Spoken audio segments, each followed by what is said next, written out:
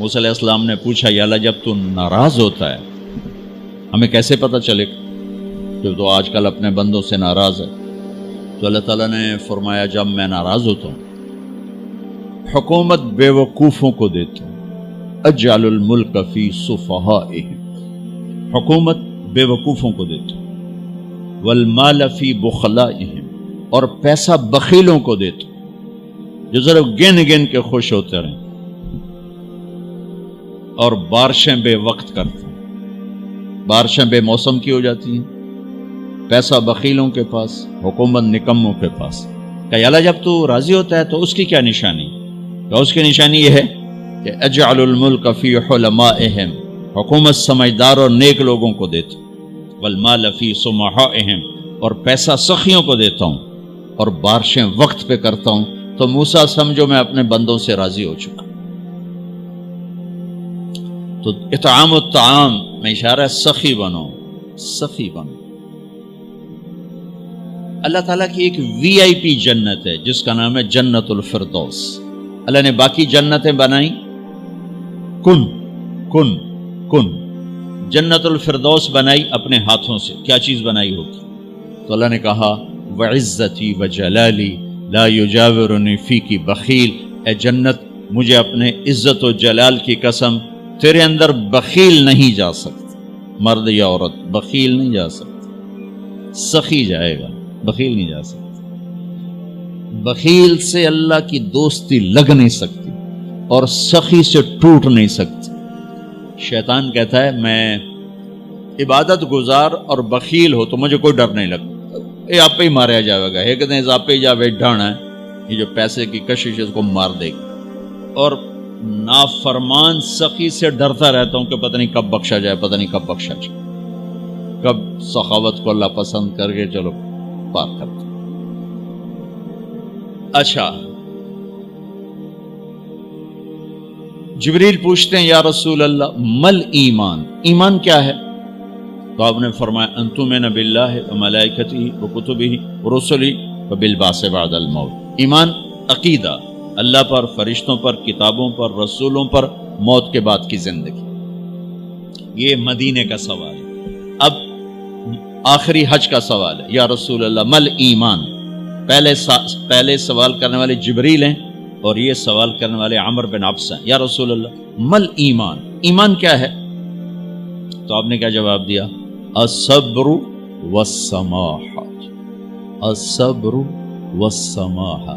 اب چھت بتا رہے ہیں کہ ایمان یہ ہے صبر کر اور معاف کر، صبر کر اور معاف کر۔ میرے بھائی بہنوں، میرے رب کی قسم، جیسے یہ ہے نا وجعلنا من الماء كل شيء حي افلا يؤمنون، اللہ نے ہر جاندار کا لازمی جز پانی بنایا۔ پانی نکال دو تو آدمی مر جاتا، ڈی ہائیڈریشن سے موت واقع ہو جاتی۔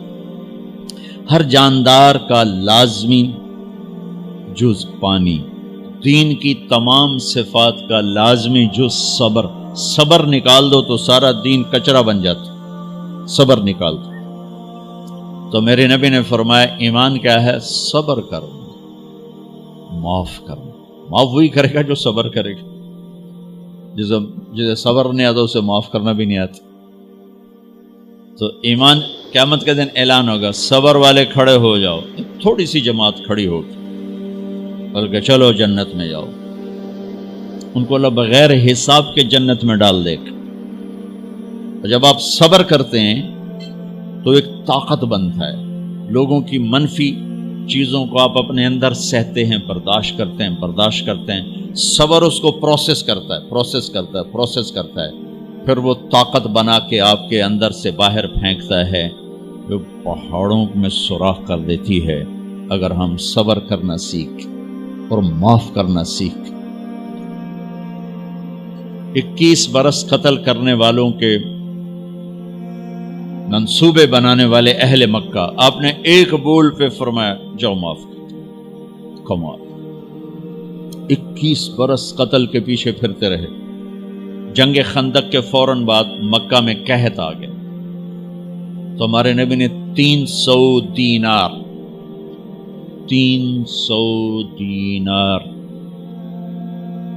کوئی 10-15 لاکھ روپیہ بنتا ہے، آپ نے مکے میں ابو سفیان کو بھجوایا جو جنگ خندق کا سالار بن کے آیا تھا. آپ نے کہا مکے والوں میں کہتا ہے ان کو کھانے کھلاؤ میری طرف سے.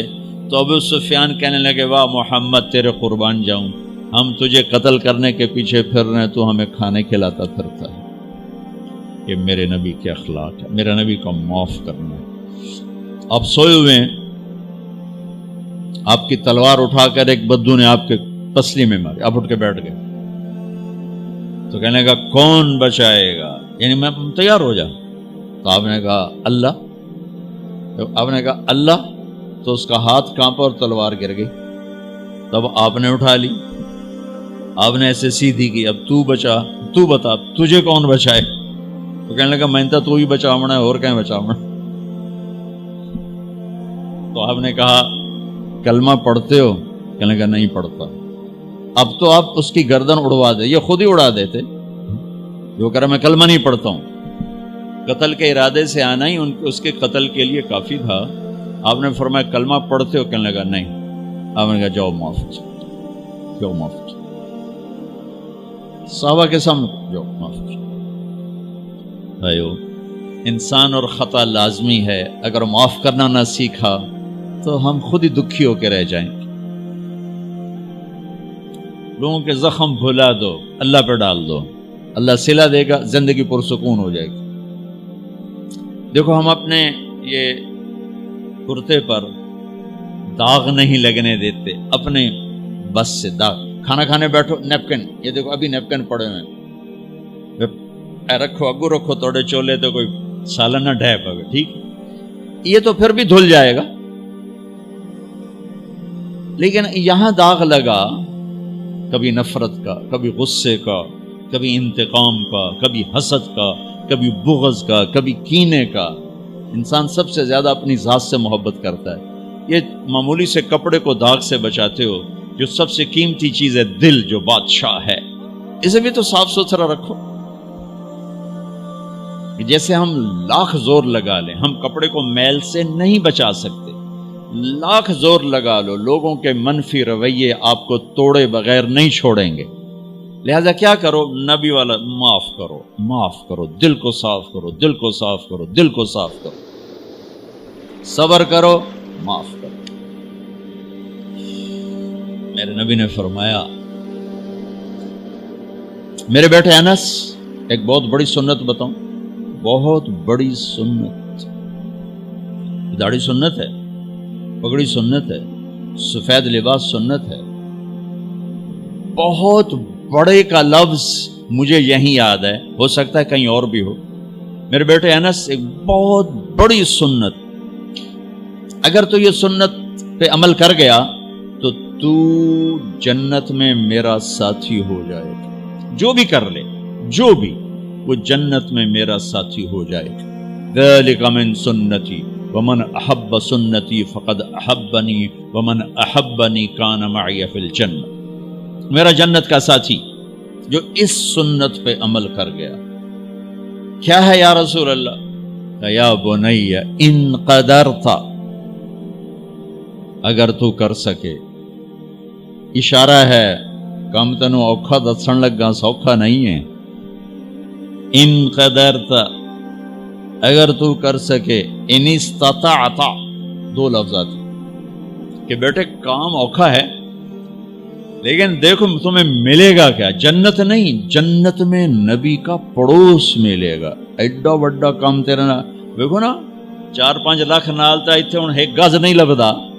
تو کوئی بندہ بوجھ پا کے آ جائے ₹1,00,000 دا 2000 گز دا بنگلہ لے دیو تو اکثر پاگل خانے گلو ہیں. جنت کا مل جانا بھی بہت بڑی بات ہے، پر جنت میں نبی کا ساتھ ملنا کوئی سوکھا کم تو نہیں ہوئے گا، ہے کری تو پسینہ آئے گا. آپ نے فرمایا بیٹے ان قدرتا، زور لگے گا. ان تصبح و تمسی، ساری زندگی کرنا پڑے گا، ساری زندگی کرنا پڑے گا. داڑھی تو ایک دفعہ رکھ لی ہے، اب تھوڑی صفائی ستھرائی ہے، لیکن یہ روزانہ کرنا پڑے گا، صبح شام کرنا پڑے گا، ساری زندگی کرنا پڑے گا. اور تو اس میں تھکے گا. کیا ہے؟ وَلَيْسَ فِي قَلْبِكَ غِشٌّ لِأَحَدٍ فَافْعَلْ. صبح و شام اس دل میں کسی کی نفرت نہ آنے دینا، کسی کے لیے بغض نہ آنے دینا، کسی کا کھوٹ نہ آنے دینا، کسی سے کینہ، غش، سارے الفاظ کو اپنے اندر سمیٹے ہوئے. اور میرے نبی کی عجیب بات، لے احد، لے احد، لے احد، کسی بھی انسان، مسلمان نہیں کہا، مومن نہیں کہا، نیک آدمی، نیک عورت نہیں، کسی بھی انسان، لے احدن. آج لے احد 7 ارب انسانوں پہ بولا جا رہا ہے. میرے نبی فرما رہے ہیں میرے بیٹے، دنیا کے تمام انسانوں سے دل صاف رکھنا. کیا ہوگا؟ چاہیے تو جنت میں میرا ساتھی بن جائے. تو بھائیو بہنوں، ایمان کو مکمل کرنا ہے تو صبر کرنا سیکھو، معاف کرنا سیکھو، چپ رہنا سیکھو. ساز خاموش ہیں، فریاد سے معمور ہیں. جواب دینا تو کیا مسئلہ ہے، طاقت چپ رہنے پہ لگتی. کوئی ابھر جائے، بیٹا ابھر جائے، بیوی ابھر جائے، خامد ابھر جائے، چپ ہو جاؤ، گزار دو اس طوفان کو. واپسی میں ایمان کی وہ اللہ حلاوت مٹھاس دے گا، ساری زندگی محسوس کرتے پھرو. یہ صفت بھی معاشرے میں کوئی نہیں، نہ کوئی معاف کرنا جانتا ہے، نہ کوئی صبر کرنا جانتا. تو یہ میں وہ چیزیں بتا رہا ہوں جو معاشرے میں کوئی نہیں ہے. میں اور آپ کر لیں گے تو ہماری قیمت بڑی لگ جائے گی. تو اسلام کی ابتدا بھی بتا دی، انتہا بھی بتا دی. ایمان کی ابتدا بھی بتا دی، انتہا بھی بتا دی. یہ شروع ہوتا ہے عبادات سے، عقائد سے، اور مکمل ہوتا ہے اخلاق پر، درگزر پر، اخلاق کی تمام صفات پر.